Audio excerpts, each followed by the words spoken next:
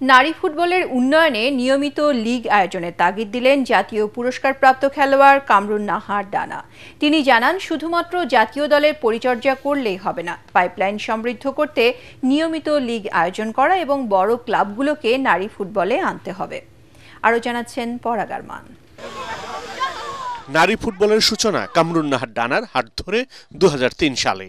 সময়ের সাথে সাথে তুরাগ নদীতে জল গড়িয়েছে, ততই এগিয়েছে নারী ফুটবল। তাদের সাফল্য আপ্লুত ডানা। তবে শুরুটা ছিল বজ্রকঠিন। অনেক কাঠখড় পুড়িয়ে এই পর্যায়ে এসেছে দেশের ফুটবল। মডার্ন স্পোর্টিং ক্লাব বা আবাহনী ক্লাব বা বড় বিগ টিম যারা দেশের শীর্ষস্থানীয় ক্লাব, তারা নিশ্চয়ই 10 নম্বর হতে খেলতে আসবে না। তো এই জিনিসটাকে বুঝতে হবে যে আমি নিজের স্বার্থের জন্য আমি টিম করব। ওই রামশ্যাম, আমি বলতে বাধ্য হচ্ছি, রামশ্যাম যদুমধু ক্লাব দিয়ে আমি টিম করব, তাতে প্লেয়াররা পয়সা পাবে না।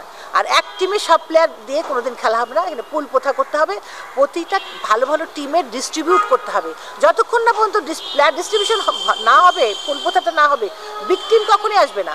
আগামী মার্চ মাসে অস্ট্রেলিয়ায় এশিয়ান কাপে খেলতে যাবে বাংলাদেশ নারী ফুটবল দল। তাদের প্রতি শুভকামনা জানিয়ে ডানা বলেন, জাতীয় দলের পাইপলাইন ঠিক রাখতে লীগ আয়োজন করাটা খুব জরুরি। ফুটবলে যেমন লিগটা হওয়া, ক্লাব লিগটা হওয়া উচিত।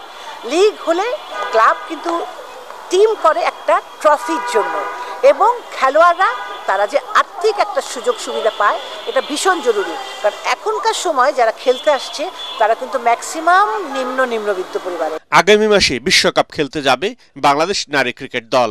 ফুটবলের পাশাপাশি নারী ক্রিকেট দলকেও শুভেচ্ছা জানান ডানা। মহিলা ক্রিকেটাররা অনেক ভালো খেলছে, আমরা আশা করব তারা বিশ্বকাপে তাদের বিগত দিনে যে পারফরমেন্স সেটা থেকে বেটার করবে, এবং ক্রিকেট বোর্ডও যথেষ্ট পরিমাণ নজর দেয়, এবং তাদের ওই নজরটা যেন আরও বেশি হয়, আরও যেন মেয়ে প্লেয়ার আসে ক্রিকেটে, এবং একদিন আমরা বিশ্বকাপে যেন ভালো করতে পারি সেই আশাবাদ ব্যক্ত করছি। নারী দলকে ধরে রাখতে হলে নিয়মিত লীগ আয়োজন এবং পর্যাপ্ত পরিমাণ আর্থিক নিশ্চয়তার উপর গুরুত্ব আরোপ করেন বর্ষিয়ান তারকা খেলোয়াড় কামরুন নাহার ডানা। পরাগ আরমান, এটিএন বাংলা, ঢাকা।